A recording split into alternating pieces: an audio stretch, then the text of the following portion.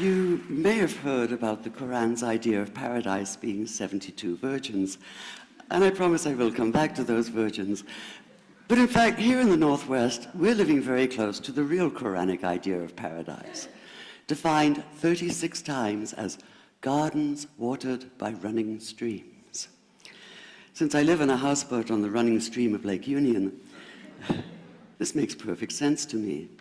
But the thing is, how come it's news to most people? I know many well-intentioned non-Muslims who've begun reading the Quran but given up, disconcerted by its otherness. The historian Thomas Carlyle considered Muhammad one of the world's greatest heroes, yet even he called the Quran as toilsome reading as I ever undertook, a wearisome, confused jumble. Part of the problem, I think, is that we imagine that the Quran can be read as we usually read a book, as though we can curl up with it on a rainy afternoon with a bowl of popcorn within reach, as though God, and the Quran is entirely in the voice of God speaking to Muhammad, were just another author on the bestseller list. Yet the fact that so few people do actually read the Quran is precisely why it's so easy to quote, that is, to misquote. Phrases and snippets taken out of context in what I call the highlighter version, which is the one favored by both Muslim fundamentalists and anti-Muslim Islamophobes. So this past spring, as I was gearing up to begin writing a biography of Muhammad, I realized I needed to read the Quran properly as I could, that is. My Arabic's reduced by now to wielding a dictionary, so I took 4 well-known translations and decided to read them side by side, verse by verse, along with a transliteration and the original 7th century Arabic. Now, I did have an advantage. My last book was about the story behind the Shia-Sunni split, and for that I'd worked closely with the earliest Islamic histories, so I knew the events to which the Quran constantly refers, its frame of reference. I knew enough, that is, to know that I'd be a tourist in the Quran, an informed one, an experienced one even, but still an outsider, an agnostic Jew reading someone else's holy book. So I read slowly. I'd set aside 3 weeks for this project, and that, I think, is what is meant by hubris, because it turned out to be 3 months. I did resist the temptation to skip to the back where the shorter and more clearly mystical chapters are, but every time I thought I was beginning to get a handle on the Quran, that feeling of, I get it now, it'd slip away overnight, and I'd come back in the morning wondering if I wasn't lost in a strange land. And yet the terrain was very familiar. The Quran declares that it comes to renew the message of the Torah and the Gospels, so 1/3 of it reprises the stories of biblical figures like Abraham, Moses, Joseph, Mary, Jesus. God himself was utterly familiar from his earlier manifestation as Yahweh, jealously insisting on no other gods. Hello everyone. So we're from group 5 and today we're going to do project 2 discussion. So we're choosing the video from TED. So do anyone have any comments or view about the video? If no one to start, I will start first. So for this video, as we can see, the speaker was very interesting, talk about her study in Quran, and we can see there's a lot of non-verbal and communication skills that she showed in her talks, and it's very interesting, and I love to study about her speech. So how about you guys? What I video last week. I think this video is a very I think all people in the world should read Al Quran and need to know what's the meaning in the Al Quran. The audience is a lot, and the MC I call it MC in this video is a very good and so clear. They talk about Al Quran. That's all for me.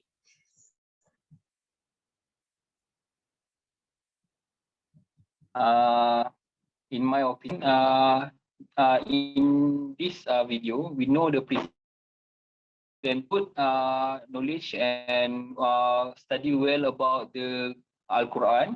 Also the communication, they know the difference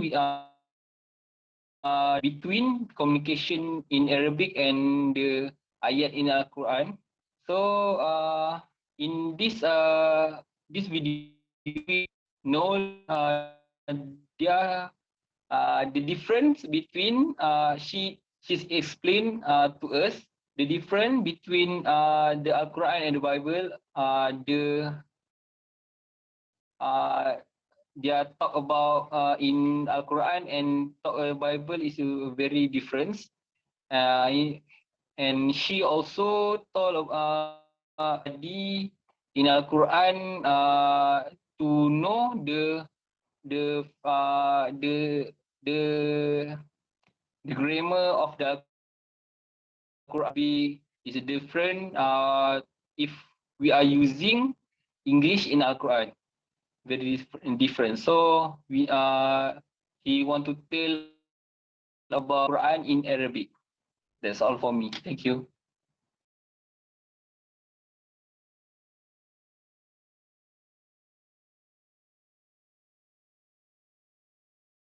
Hi, Assalamualaikum. My name is Sus Farhani Binti Rosli and my masjid number is 196612. So based on the opinion, I really love to see, I really love on how she deliver about their research on Al-Quran because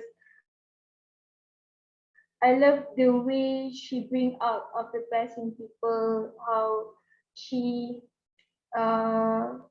share with their audience, how this about her reading about Al-Quran and how of her studies about Quran. I think she can deliver well because I really understand on how she want to tell us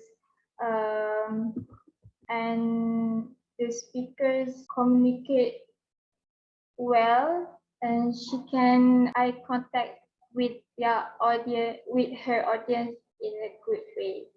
That's all for me. Do you want to add anything? Okay. I think so. We know about the video. Now we're going to talk about the communication and her non-verbal, her pangulistic and non-verbal features in the scene. So, what do you guys found about the video?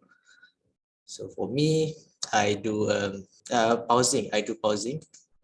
So when she said about anything that need a suspense, she do a pause. So when she said about her journey on learning Quran, a bit suspense on her story.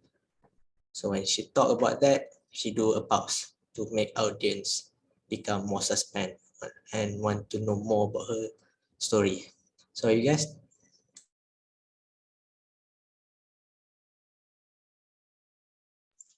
Okay, I make what I did is body gesture.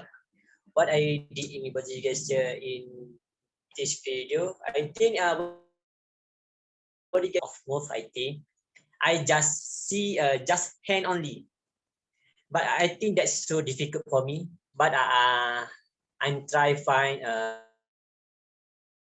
in this video, but I got just a one or two only. That's all for me.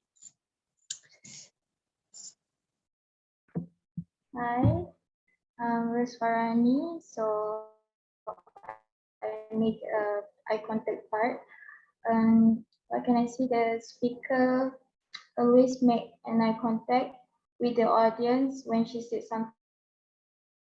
She tried to mention it.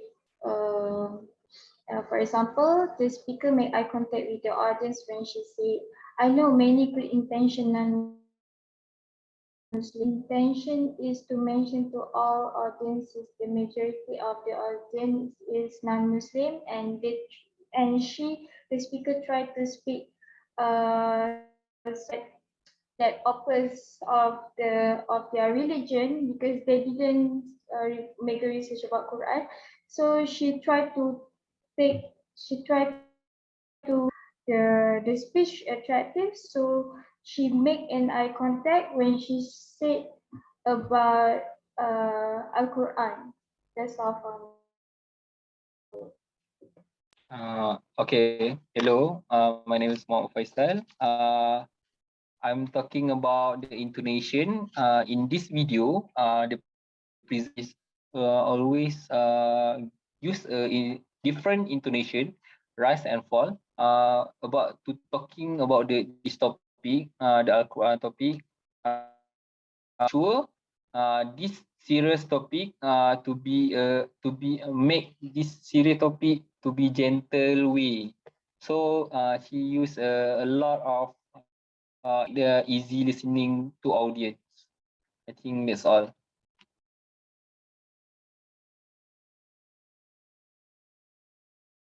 All right.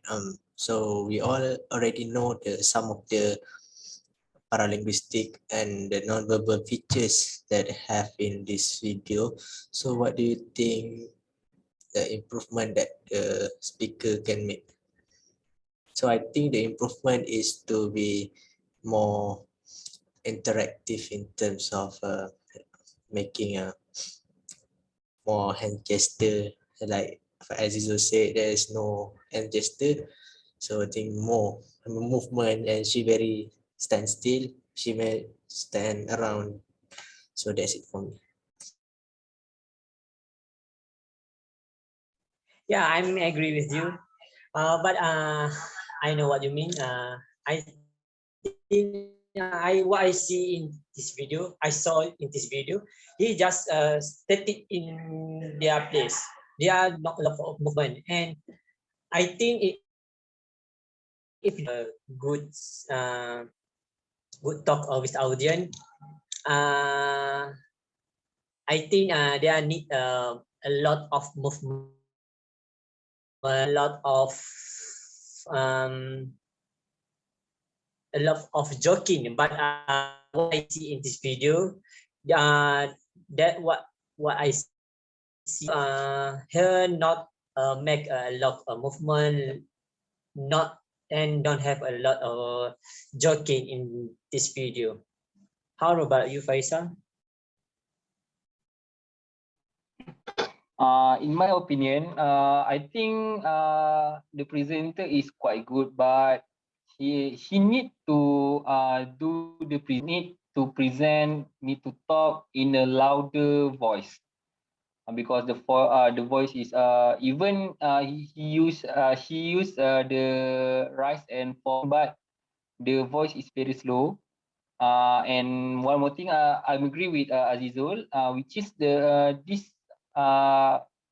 presenter need to be energetic to interact the audience, to make audience laugh and make some joke, and do a movement that make audience know that he want to talk about and interact more to audience. That's all for me. Thank you. Hi, in my opinion, the speaker